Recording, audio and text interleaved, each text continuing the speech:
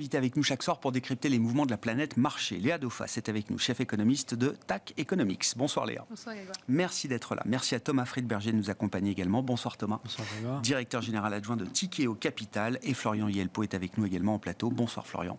Vous êtes responsable macro chez Lombard Odier IM. Florian, je disais, le VIX à moins de 20 et même à moins de 19 mesures de la volatilité ou du niveau de stress du marché action américain. Ces niveaux-là correspondent généralement à un risque ou une perception du risque relativement faible. Et ça n'est pas le seul marqueur qui va dans cette direction-là, ou qu'on regarde dans l'ensemble, tout le marché des dérivés, la couverture, disons, donne le même message, les spreads de crédit du crossover au CDX, high yield.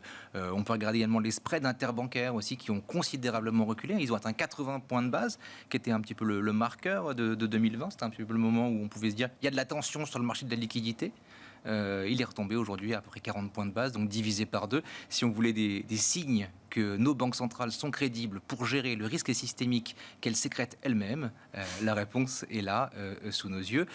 Ça veut dire quoi ? Ça veut dire que pour les marchés dans l'ensemble, il y a aujourd'hui un vent d'optimisme qui semble souffler. Il y a le rapport sur l'ISM hier qui était mauvais. Néanmoins, les marchés actions ont continué à monter.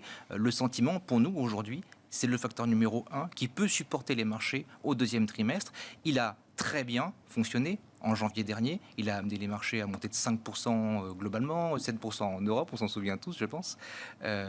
Aujourd'hui, il y a un vent d'optimisme qui souffle et ça peut être un des facteurs qui peut tenir les marchés sur le deuxième trimestre. Vent d'optimisme qui est lié à quoi ? Une dégradation mesurée de la situation économique ?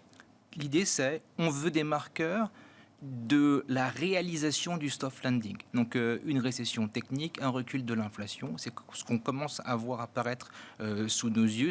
On mesure mal encore les conséquences macro de cette crise bancaire, on en parlera probablement plus tard, mais aujourd'hui, on a, disons, pour le moment, pas encore eu autant de signes que le soft landing était en train de se produire sous nos yeux. Il y a un chemin assez étroit sur lequel on est en train de marcher. Le rapport sur l'emploi de vendredi, je pense, sera une bonne occasion de vérifier ça. C'est-à-dire que 240 000 créations d'emplois, c'est fantastique. 400, c'est problématique. Moins de 100, c'est problématique. On a besoin d'avoir ce score-là, exactement ce score-là, pour continuer à voir cet optimisme se poursuivre. On l'a vu, Léa, même la baisse de production surprise annoncée par l'OPEP+, n'a pas remis en cause le sentiment des investisseurs. Ça aurait pu être vu, je ne sais pas, comme peut-être négatif croissance ou positif inflation, je ne sais pas, mais ça pouvait être un sujet problématique pour les investisseurs. Ça n'a pas été le cas jusqu'à présent. Non, et puis la problématique de l'inflation est avec nous depuis longtemps. On pouvait s'attendre à de nouveau voir les craintes d'inflation et autres. Je pense que ce qu'a dit Florian, c'est la clé, c'est qu'on a eu des banques centrales qui ont répondu rapidement à une problématique, qui ont rassuré le marché qui est dans une phase assez volatile. En fait, on voit bien qu'on n'a pas trop d'idées, en tout cas le marché n'a pas trop d'idées sur le scénario sur les prochains trimestres. On oscille entre du no landing, du hard landing, de la récession forte. Donc le fait qu'on arrive à avoir des données qui ne sont ni trop mauvaises ni trop bonnes, il y a eu beaucoup de craintes sur les indicateurs des Fed locales aux États-Unis qui étaient en forte baisse, mais en face on avait un ISM Service qui était en forte hausse. Donc on voit bien qu'on est en fait dans cette phase où le cycle se retourne. On sait que ça va arriver, c'est normal, c'est un ajustement de cycle normal, mais pour l'instant, les indicateurs restent suffisamment robustes pour espérer que les Fed et les banques centrales de manière générale arrivent à faire un soft landing. Pareil, cette situation de tension financière, on le savait, qu'un épisode de remontée forte des taux obligataires dans un contexte normal, on savait qu'il y aurait des tensions. La bonne surprise, c'est que effectivement, les banques centrales sont arrivées vite, que pour l'instant, la contagion est limitée. Et c'est ce qu'il fallait. Il fallait que les pompiers soient présents et soient présents. C'est une séquence et un processus finalement normal au regard de l'histoire. Alors, vous savez, nous, on a des modèles de cycle US. En fait, le cycle US décélère depuis juillet dernier dans nos modèles. C'est-à-dire qu'on est sur une situation normale, la Fed remonte ses taux, ça décélère. Il y avait une forte résistance de la consommation amenée par toute la logique Covid. Mais au final, la suite décélère et logique. Nous, notre indicateur, c'est ce qui pointe, c'est les créations d'emplois autour de 34 000. Quand on arrivera sur ce cycle-là, on sera sur cette phase récession molle, et puis après, pour arriver sur un scénario encore plus grave, plus fort, il faut une situation systémique, mais pour l'instant, en tout cas, tout est en place historiquement avec une situation qui décélère graduellement, et la bonne surprise, c'est que ça décélère sans à-coup, et que ça se fait bien pour l'instant. D'accord. La question, est-ce que ça peut se poursuivre de manière ordonnée ou est-ce qu'à un moment, ça peut créer une perturbation trop forte qui créerait une rupture économique? C'est exactement le discours de Florent, c'est que pour l'instant, on est vraiment sur du fine-tuning. On va nécessairement reparler des banques centrales. On voit bien que ça devient de plus en plus difficile pour elles de gérer cette situation. On n'a plus de forward guidance. On a assez de mal à voir ce qui va se passer sur les projections de taux sur les prochains meetings. La volatilité dans le pricing de marché est énorme. Alors effectivement, le VIX est très faible, mais le move sur l'indicateur de volatilité sur les marchés obligataires, lui, a des niveaux proches de ce qu'on a connu en 2008.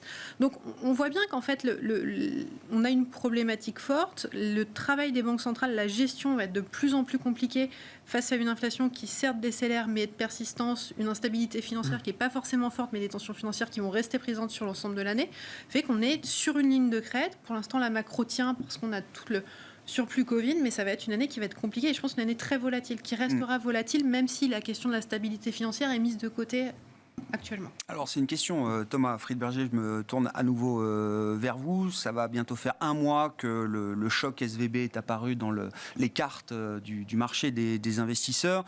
Est-ce qu'effectivement cet épisode de tension bancaire qui devait ou qui pouvait arriver à un moment, est-ce que c'est quelque chose qui appartient au mois de mars et qui restera comme appartenant au mois de mars, ou est-ce qu'on est encore dans une situation qui nécessite évidemment une vigilance renforcée et qui appelle des répliques peut-être encore devant nous? Donc là justement, il se fait sans choc macro pour le moment, mais il se fait avec un choc de liquidité qui est quand même relativement inquiétant. Et donc, bon, pour répondre à cette question-là, l'aspect systémique du choc est, à mon avis, évacué. Bon, il n'a jamais vraiment existé, à mon avis, surtout que effectivement les banques centrales ont plutôt répondu assez rapidement.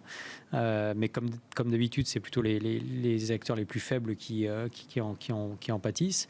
Par contre, en termes de liquidité, on n'est clairement pas revenu dans les clous. Et ça, c'est pour tout le monde. Et ça, c'est pour tout le monde et sur beaucoup de marchés. C'est ça. Que ça soit sur le marché des leverage loans, sur les marchés secondaires d'actifs non cotés, private equity, dette privée, même sur les marchés cotés, hein, et même d'ailleurs sur les marchés actions qui sont censés être les marchés les plus liquides. La liquidité n'est pas revenue. Et sur les financements bancaires, aujourd'hui, quand vous êtes investisseur dans l'immobilier, c'est beaucoup plus compliqué d'avoir du levier. Donc, choc de liquidité, qui n'était pas le premier d'ailleurs. Hein, moi, j'interprète ce qui s'est passé sur les fonds de pension anglais l'année dernière comme un choc de liquidité, ce qui s'est passé sur les cryptos, pareil, ce qui s'est passé sur les produits semi-liquides américains, real estate, pareil. Là, on a le choc de liquidité bancaire, et tout ça, ça fait que le choc suivant est plus fort que le choc précédent. Et moi, c'est plutôt ça qui m'inquiète que le cycle économique. Ah oui, quand on prend la série de chocs tels que vous l'avez identifié, partant de la crise des fonds de pension britanniques, les cryptos, les semi-liquides américains et le choc SVB, chaque choc est un peu plus grand que le précédent. Ça se voit pas dans les cours, ça se voit pas dans les données macro. Mais je peux dire que quand vous êtes dans le marché, et nous on l'est, hein, on est dans la réalité du terrain, que ce soit pour exécuter des nouvelles transactions, mais aussi pour... Il y a beaucoup de risques qui sont en train de changer de main. Il y a beaucoup trop de leviers dans ce système. Quand vous avez un choc la liquidité qui s'amoindrit, les gens qui ont trop de leviers, ils sont obligés de vendre. Et donc il y a beaucoup de risques qui sont en train de changer de main. Quand vous voyez les discounts que vous pouvez obtenir en étant apporteur de liquidité, ce qui est notre cas, alors ça crée des opportunités d'investissement qui sont très intéressantes. Ça ne se voit pas forcément encore, mais je peux vous dire qu'il y a beaucoup de vendeurs. Et on parle de discount, je ne sais pas, à chaque fois je vous pose la question, c'est 30-40% parfois sur des portefeuilles d'actifs. Ça dépend quoi. Ça dépend quoi, j'imagine. Des portefeuilles dans le venture capital, c'est plus que ça. Enfin, ça peut être plus que ça. Dans la dette privée, c'est un peu moins. Après, c'est beaucoup de cas par cas. Mais si vous prenez le secondaire de private equity, qui était un marché qui traitait à une prime par rapport à la valeur des actifs il y a encore 1 an et demi, disons, parce qu'il y avait plus d'acheteurs que de vendeurs. Hein, c'est comme vous avez des portefeuilles complètement déployés, pas de courbe en J, donc la prime se justifie comme ça. Aujourd'hui, traite plus à une prime, traite à un discount. Donc ça veut bien dire que il y a plus de vendeurs que d'acheteurs, ou que l'acheteur pense que le prix du vendeur, que les valorisations auxquelles le vendeur veut vendre ne sont pas les valorisations qui sont celles de marché. Mais en tout cas, à partir du moment où les portefeuilles changent de main, il y a un prix. Et donc ce prix-là, il veut bien dire quelque chose, quoi. Quelle peut être la traduction macro devant nous de cette situation que vous observez sur le terrain des marchés, justement? Ça dépend de l'ampleur du choc. Ça va dépendre aussi de la continuation de la réponse des banques centrales. C'est-à-dire que j'ai l'impression quand même qu'il y a eu un quantitative easing de nouveau là, avec la Réserve fédérale qui a injecté 400 milliards. Ouais, quasiment. C'est ça, dans le système. Donc, voir les marchés remonter là-dessus, c'est pas étonnant puisque c'est relativement mécanique. Par contre, si les chiffres d'inflation continuent à être relativement sticky, visqueux, collant, ouais, exactement, et que les banques centrales sont obligées de continuer à remonter les taux, même modérément, ça peut accentuer ce type de choc de liquidité. Ça, c'est le pire des scénarios. C'est-à-dire une inflation qui ne baisserait pas malgré tout ce qu'on est en train de décrire et l'accumulation de c'est probablement tensions. Un scénario possible. Ouais. Et là, on marche un peu sur un volcan. Bon. Florian, comment est-ce que ces tensions apparues dans le système bancaire sur la liquidité pour de nombreux acteurs aujourd'hui, fournisseurs de crédit à l'économie, comment est-ce que tout ça va se retrouver dans la macro? À quel rythme, à quelle échéance, avec quelle ampleur? Comment on réfléchit à ces questions sans avoir peut-être de réponse définitive? Ça fait partie du plan. Le plan de la Banque centrale, c'est d'utiliser le canal du crédit, c'est-à-dire de monter les taux jusqu'à faire en sorte que les banques cessent de prêter de l'argent. Les banques au sens large, disons, les pourvoyeurs de liquidités et de capitaux réduisent leur financement à l'économie pour ensuite engendrer un ralentissement et moins d'inflation. On en parlait tout à l'heure hors antenne. Madame Lagarde se plaignait à la précédente conférence de presse de la BCE de ne pas voir la politique monétaire atteindre l'économie, comme vous le disiez, dans des proportions suffisantes. Et une faiblesse de la transmission de la politique monétaire. Exactement. On risque d'avoir quelques surprises de ce côté-là, parce que, encore une fois, si vous êtes aujourd'hui une banque vertueuse, vous allez vouloir conserver justement cette vertu, et pour cela, vous allez réduire en tout cas vos plans de prêt globalement aux entreprises et aux ménages. Donc côté housing, côté immobilier, côté capex, ça risque d'être plus difficile. Alors, nous, on regarde plutôt du côté liquide, donc on va parler de CAPEX, on va regarder le S&P et l'Eurostock. De votre côté illiquide, vous voyez des choses qu'on ne verra pas, en tout cas, qu'on constatera que trop tard.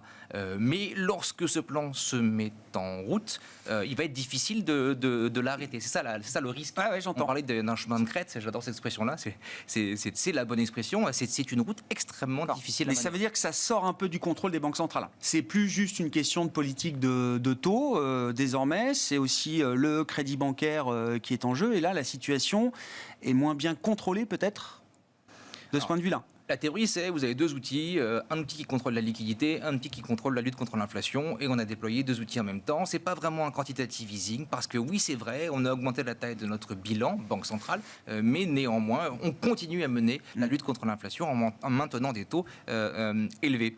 Ça, encore une fois, c'est la théorie. Ouais. Est-ce que la théorie peut survivre aux faits? C'est ce qu'on s'apprête à découvrir cette année. Oui, lorsque le canal du crédit commence à être endommagé, c'est plus difficile de rattraper la conjoncture. Et ça se présente comme un crunch assez général, assez soudain, assez violent. Est-ce que ça peut prendre la forme d'une contraction du crédit, mais qui serait étalée dans le temps d'une certaine manière, qui serait plus l'idée d'une normalisation peut-être par rapport à ce qu'on a pu observer les années précédentes, ou est-ce qu'il y a l'idée quand même d'un truc un peu profond, un peu rapide, un peu soudain? Alors, moi, je conseille à tout le monde d'aller regarder ce qu'on appelle les Fed Loan Officer Survey. Bien sûr. Parce qu'on est tous autour de la table un peu conscients de ces données-là, qui sont des données qui sont trimestrielles, et le dernier rapport date de décembre dernier. Ouais. Et ce dernier rapport fait déjà état aujourd'hui d'une situation dans l'attribution des prêts qui est équivalente au pire de 2020. Mais c'était sans ce choc bancaire. Donc on peut imaginer que dans cet équilibre des forces entre l'industrie des services qui tient bien et le financement de l'économie qui commençait à donner des signes de faiblesse, aujourd'hui, il y a eu une petite inversion des forces.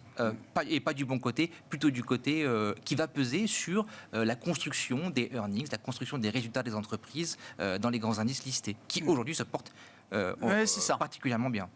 Donc il y a une question de séquence quand même. Vous dites le sentiment peut rester positif pendant encore quelques temps, mais à un moment, il y a ce rappel de la réalité qui devra s'imposer à des marchés qui n'ont peut-être pas intégré suffisamment cette réalité. À l'occasion des saisons de résultats. C'est généralement comme ça que le rythme se fait. La plupart des dérapages de marché se font généralement en septembre, parce que c'est le moment justement où on va avoir les résultats qui sortent. C'est aussi simple que ça. Léa, vos commentaires, dans quelle mesure est-ce qu'on est aux États-Unis ou en Europe sensible aujourd'hui à ce durcissement des conditions de crédit, à l'octroi de crédit quand on est un ménage, quand on est une entreprise? Tout dépend, j'imagine, si on a accès au marché de capitaux ou pas, mais est-ce que ça peut être une sensibilité très directe, très immédiate? Est-ce que ça va se voir dans les prochains Bank Lending Survey ou Loan Officer Survey aux États-Unis et en Europe du prochain trimestre ou du premier trimestre en l'occurrence? Ou est-ce que il y a aussi l'idée d'une forme d'inertie? Alors, je pense qu'il faut faire le résumé des deux interventions précédentes. La première, c'est déjà commencer par dire on ne peut pas enlever un scénario de crise systémique du scénario global. C'est-à-dire qu'on a une multiplication de facteurs qui augmente, qui est présente. La fréquence, la répétition des incidents, des événements. Et puis on s'en doute, le niveau de valorisation, le fait qu'on soit dans une fin de resserrement, la question de la liquidité, tout ça fait que effectivement, ce n'est pas un scénario central. Il ne faut pas le considérer comme un scénario central parce que l'action des banques centrales a été préemptive et qu'on voit bien qu'elles sont conscientes du risque et qu'elles interviendront. Mais je pense qu'il ne faut pas mettre de côté ce scénario-là. Il faut le garder en tête. C'est quelque chose à monitorer. Ça, c'est le premier point. Le deuxième, c'est effectivement, ça n'est pas une surprise pour un économiste aujourd'hui d'avoir un scénario de décélération de l'activité parce que les contraintes sur le crédit, que ce soit ménage ou entreprise, étaient déjà à des niveaux de 2020, voire même de 2008 aux États-Unis. Donc on est en fin de resserrement de cycle, à quelques points de base près, mais on est déjà en fin de resserrement de cycle. Quand vous regardez les fondamentaux de l'économie, on était déjà sur des niveaux de consommation qui étaient soit en franche décélération aux États-Unis, soit en contraction en Europe, avec une inflation qui est problématique, qui est certes en décélération, mais la deuxième partie de l'année va nous montrer que l'inflation est certes en décélération, mais qu'elle va rester élevée, sur ce qui est notamment sur les facteurs qui sont ressentis par les ménages, par les entreprises. Donc tout ça va se cumuler avec un niveau de confiance qui était déjà franchement bas. Donc effectivement, l'impact ne va pas être immédiat. On ne va pas le voir sur les données de mars-avril. Par contre, nous, on s'attend sur nos scénarios qu'au fin de Q2, début Q3, on arrive sur des niveaux d'activité et de croissance qui deviennent négatifs. Alors, on est déjà autour de 0 en zone euro, donc c'est pas compliqué d'aller plus loin. En fait, on va être dans cette décélération franche. La question, c'est en fait celle de l'ampleur. Ce que je vous disais, en fait, avant même le choc SVB, nous, nos modèles montraient que les activités étaient en phase de décélération, que la contraction du crédit commençait à jouer, à se matérialiser, que les ménages étaient pénalisés par l'inflation, que le marché de l'emploi ralentissait. Certes, c'était plus résilient que ce qu'on voyait dans les cycles précédents, mais on était dans des images d'économie qui étaient déjà en ralentissement.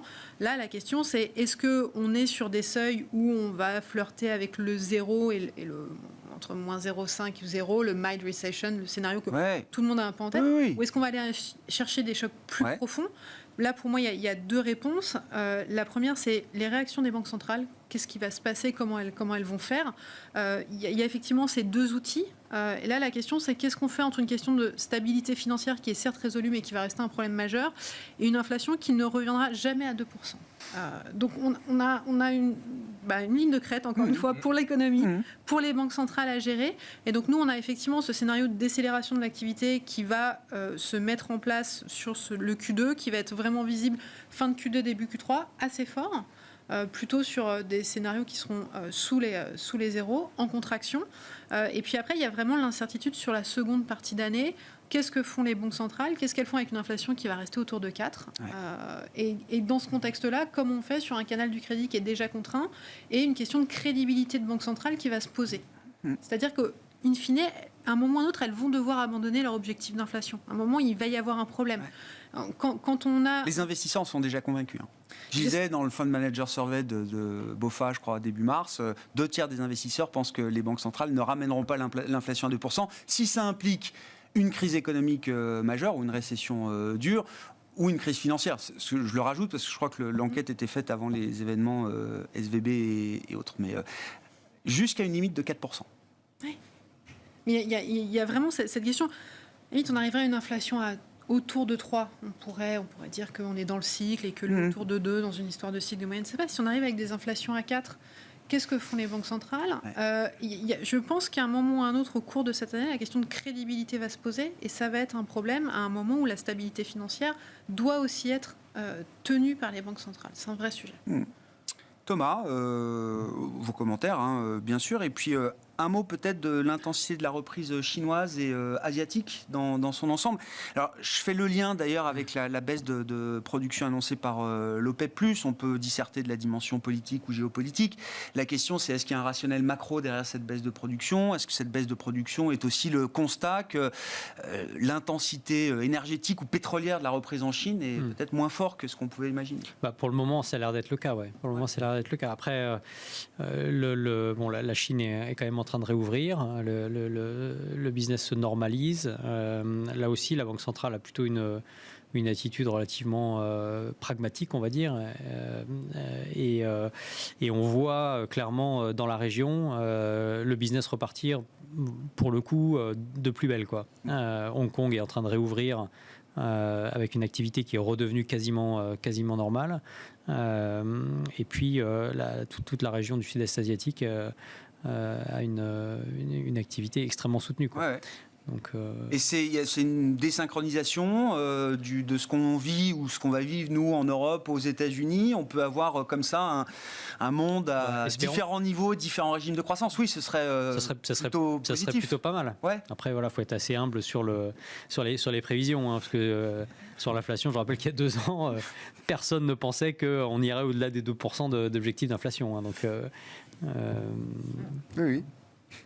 Sur l'inflation, d'ailleurs, là, le sujet qui monte et qui remonte d'ailleurs jusqu'aux dirigeants des banques centrales, c'est la question des marges, de l'inflation tirée par les marges, la spirale prix-marge, prix-profit, plus que la spirale prix-salaire. Ouais.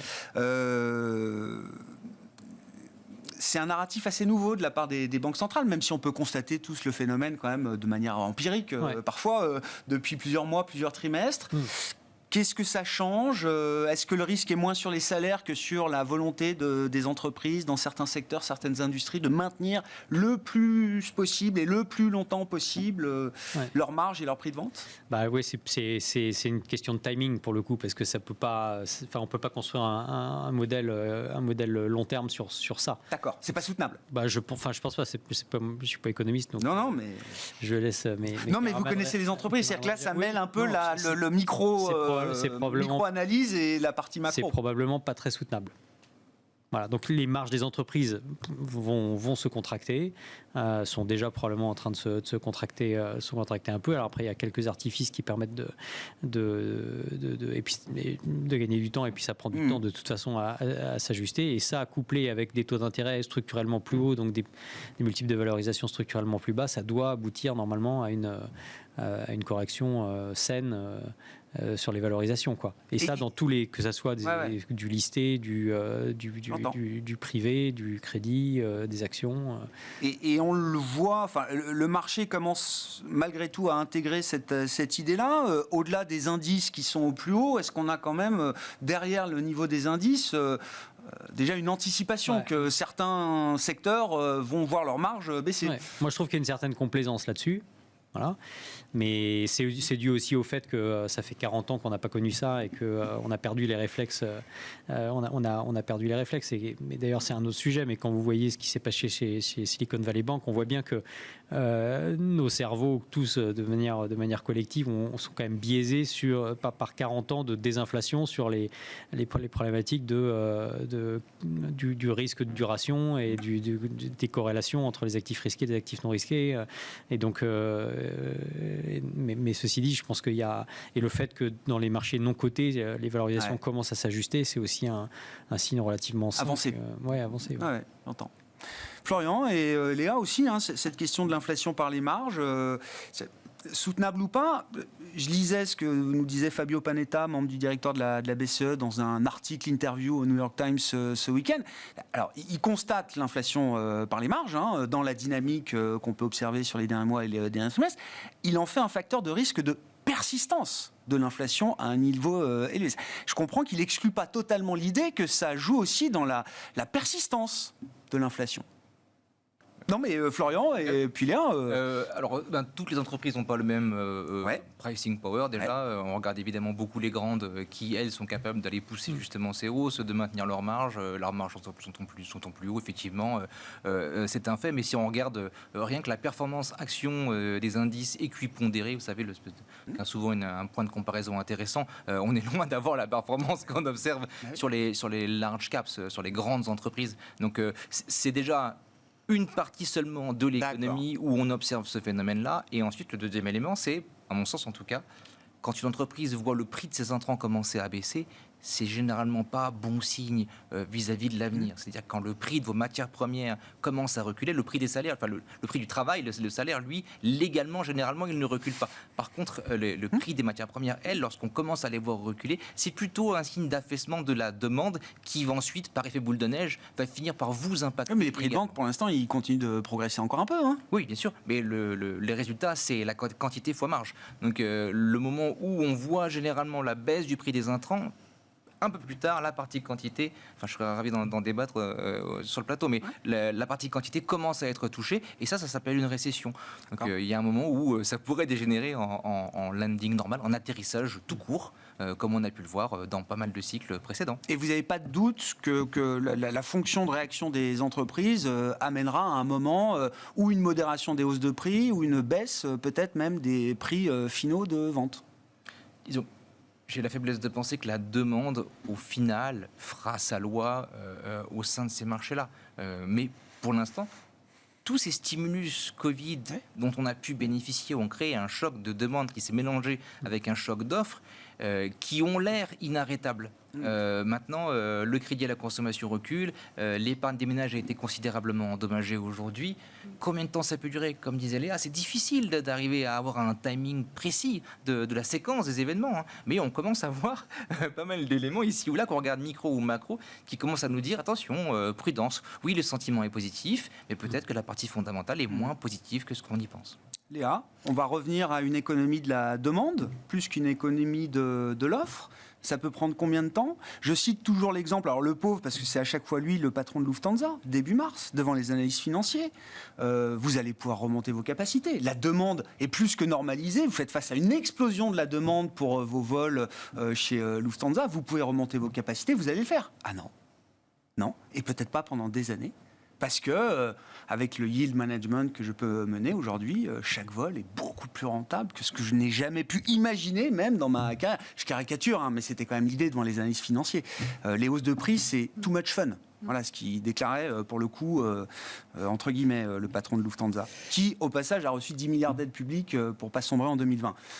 Non, mais petite parenthèse, parce que voilà, beaucoup d'entreprises sont aussi dans ces situations-là, soutenues pendant le Covid, avec effectivement une contrainte sur l'offre qui peut perdurer, qui peut servir d'excuse aussi dans certains cas. Je pense que c'est vraiment la question de séquence en fait qui est importante. C'est-à-dire que là aussi, je pense que cette question des marges, c'est un peu le rétroviseur. C'est-à-dire que quand on a... Les banquiers centraux s'en aperçoivent un peu trop tard. Alors, c'est déjà normal de mettre ce sujet-là en avant, c'est important. Il y a de toute manière... Il faut marteler que la Banque centrale est à la manœuvre, qu'elle est crédible, qu'elle regarde, qu'elle est consciente des problèmes. Enfin, tout ça va dans en plus la volonté d'amélioration de la communication banque centrale. C'est normal d'avoir ce discours-là. Mais quand on est dans un scénario tel qu'on a aujourd'hui, où on va vers un affaissement assez conséquent de la demande dû à une restriction de crédit, où les ménages sont en fin de cycle, où l'économie est en fin de cycle, j'ai du mal à croire que cette amélioration qu'on constate va être durable au-delà de quelques trimestres, compte tenu de l'environnement et de l'ajustement de la demande. Vous parliez du pétrole tout à l'heure, c'est un peu la même chose, nous, sur le scénario pétrole. Alors, on est encore en train d'ajuster les projections, mais on avait, ou en tout cas le scénario tel que on peut le prendre sur les projections de l'agence internationale, l'agence américaine de l'énergie, ce qu'elle avait en tête, c'était qu'on avait une hausse de la demande assez conséquente chinoise sur les prochains mois, ce qui amenait un peu à la hausse les prix du pétrole, mais qu'au-delà de ça, on avait toujours une offre qui restait nettement supérieure à la demande. L'ajustement qu'on a là de l'Arabie saoudite sur l'offre doit aussi se faire en parallèle d'un ajustement plus fort que ce qu'on avait en tête, ou en tout cas ce que l'agence américaine projetait dans le scénario. Donc tout tout ça est un peu lié. C'est-à-dire que on va quand même vers un cycle cette année où on va avoir un affaissement de la demande, probablement plus fort que ce qu'on anticipait. Tout ça se reflète à la fois sur les prix, sur la partie pétrole, sur la partie conso.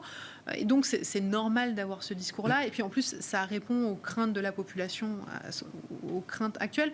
Mais je pense que c'est un peu rétroviseur et que le scénario de cette année ne sera pas le même que celui qu'on a eu l'année dernière, bien loin de là. D'accord. Oui, donc on va retrouver une forme de relation normale de ce point de vue-là. En fait, on va épurer... Ça a pris du temps, mais... Le post-Covid. C'est comme ça qu'on essaie de faire. On a eu le post-Covid, et puis là, on annule tout ça, en fait. On revient à une situation normale. Pareil, c'est comme... Vous parlerez vendredi des créations d'emplois. Ça va probablement être non, on la n'en même parlera chose, pas, on ne sera pas là, mais on en parlera... mais ça sera ça. En fait, là, cette année-là, on va enlever le Covid, on va enlever les rebonds, et on va voir qu'on a une économie qui s'essouffle. Et ce qui est normal en fin de cycle resserrement, d'autant plus vu la vitesse du resserrement qu'on a connu. Qu'est-ce qu'on fait sur le plan de l'investissement ? Thomas, je reviens à ce que vous disiez tout à l'heure, dans le monde notamment des actifs privés, non cotés, que vous connaissez particulièrement bien. Il y a ceux qui sont en levier, qui souffrent aujourd'hui, qui sont obligés de vendre, forcer certains portefeuilles d'actifs. Et puis de l'autre côté, il y a les apporteurs de liquidités. Vous vous mettez dans ce camp-là chez Tikehau. Thomas, alors je voyais, c'est emblématique, je cite un de vos grands concurrents, mais KKR vient de lever, vous l'avez vu, j'imagine, 8 milliards d'euros ou de dollars, je crois, pour son nouveau fonds de buyout européen. C'est un record historique et il semble que le signal ce soit que l'Europe va être un territoire d'investissement et d'opportunités, d'affaires très important. Oui, en plus en disant que c'était une opportunité unique, et ce avec quoi on est assez d'accord d'ailleurs, en particulier en Europe. Mais il n'y a pas que dans les actifs non cotés. Dans le crédit, on aime bien le crédit court terme, short duration. Aujourd'hui, avec un portefeuille majoritairement investment grade, vous avez plus de 6% de rendement, tout en étant très sélectif sur la sélection de valeur. Donc il y a aussi de la valeur dans certains segments. Et puis les subordonnées financières, on n'en parle même pas. Ah oui, ça a été. Même si ça a bien repris, je crois. Ça a bien corrigé la baisse en partie. Assez impacté par ce qui s'est passé avec Crédit Suisse. Là, il y a eu des très bonnes nouvelles ces derniers jours, puisque les HSBC a rappelé ce qu'on appelle les legacy tier 1. Bien sûr. Ça a fait repricer le marché à la hausse, mais il y a encore des taux de rendement actuariels qui sont extrêmement intéressants. C'est pas un marché qui est mort. Non, mais attends, super parenthèse. C'est pas un marché qui est mort. Parce que moi, j'avais vu une banque allemande qui avait skippé, au contraire, un rappel d'AT1. La HSBC, qui est quand même une autre nature, refinance quand même ses obligations hybrides. C'est pas un marché qui est mort. On va voir, mais c'est pas à souhaiter, parce que si ce marché-là est mort, ça veut dire que le coût de financement des banques, d'une manière générale, en Europe va augmenter, et que donc leur appétit au risque va baisser encore plus, et donc ça va être procyclique dans le sens d'une récession. Donc c'est pas à souhaiter. On va voir. Je pense que les déclarations de la Banque d'Angleterre, de l'ESMA, de la Banque Centrale Européenne visent justement à montrer que ce marché-là, ce qui s'est passé avec les alternatives tier 1 de Crédit Suisse qui ont été ramenées à zéro alors que les actionnaires, eux, ont été partiellement compensés, ne se passerait pas dans leur zone. Donc ça a contribué à ramener un peu la confiance. Mais il y a quand même eu un petit choc. C'est un marché de 200 milliards d'euros. Donc c'est pas rien. C'est un grosse source de financement de capital hybride pour les banques. Il faut souhaiter que ce marché-là soit pas mort. En tout cas, le risque est bien rémunéré et on trouve qu'il y a beaucoup de valeur là-dedans. Et puis après, sur le non-côté, il y a effectivement beaucoup de choses à faire. Et juste sur le crédit, avant ça, Thomas, on reste très court en duration.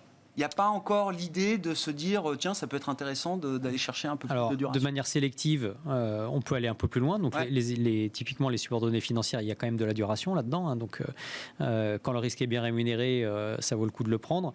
Nous, on est encore dans un scénario possible de remonter des taux longs pour plein de raisons d'ailleurs, et de manière assez structurelle. Sur le long terme, je pense que les taux longs ne peuvent que remonter. Et donc, on est pas. Donc, c'est une vue structurelle sur la duration que vous avez. Pour l'instant, oui. En tout cas, on trouve que c'est toujours un problème de rémunération du risque. On trouve que le risque n'est pas bien rémunéré sur la partie longue de la courbe, sauf exception. Et donc, quand il y a des exceptions. vous êtes dessus.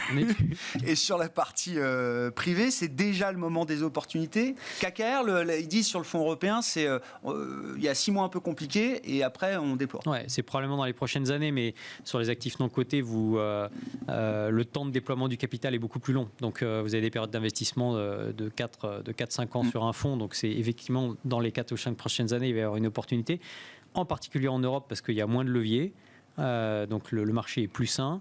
Et puis aussi parce que probablement le processus de démondialisation fait que les entreprises européennes vont devoir se refocaliser sur leur marché domestique, comme toutes les entreprises du monde. Et qu'on est 400 millions. Et qu'on est 450 millions. Et quand vous voyez les entreprises qu'on a en portefeuille, en particulier dans les domaines de transition énergétique, de cyber, etc., aujourd'hui, c'est des entreprises qui, historiquement, ont fait plus de business avec la Chine ou les États-Unis qu'avec l'Europe elle-même. Et en fait, ce qu'on fait en leur apportant ce capital patient, c'est de les aider avec notre réseau en Europe à se reconnecter à leur marché européen. Et là, ça peut créer énormément de valeur pour les entreprises de taille intermédiaire.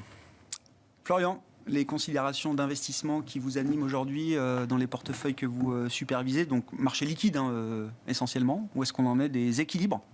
On navigue un petit peu à vue entre la multiplicité des scénarios dont on parlait précédemment.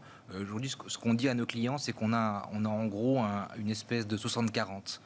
Mais modernisé, c'est-à-dire qu'on a bien 40% de risque equity-like, on va dire, et puis on a 60% de couverture qui vont être 30% en duration, on en a un peu plus remis récemment parce que un peu de baisse de volatilité en tout cas, et puis l'aspect diversification, mais on a encore 30% de cash en portefeuille. Donc ce 60, c'est un 30-30, 30% cash, 30% duration, sensibilité taux comme vous voulez l'appeler, et ça nous semble être disons, un portefeuille qui concilie à la fois cet aspect soft landing et puis potentiellement, on a le doigt sur la gâchette évidemment, si on a besoin d'aller dans des choses plus défensives, en tout cas d'offloader un petit peu, de laisser passer un peu plus de crédit, enfin de retirer un peu de crédit, retirer un peu d'equities.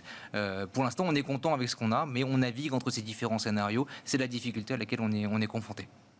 Et justement, si on essaye de mettre des probabilités, tant qu'on y est, c'est quoi? C'est aussi un 60-40 sur le scénario soft landing versus hard landing?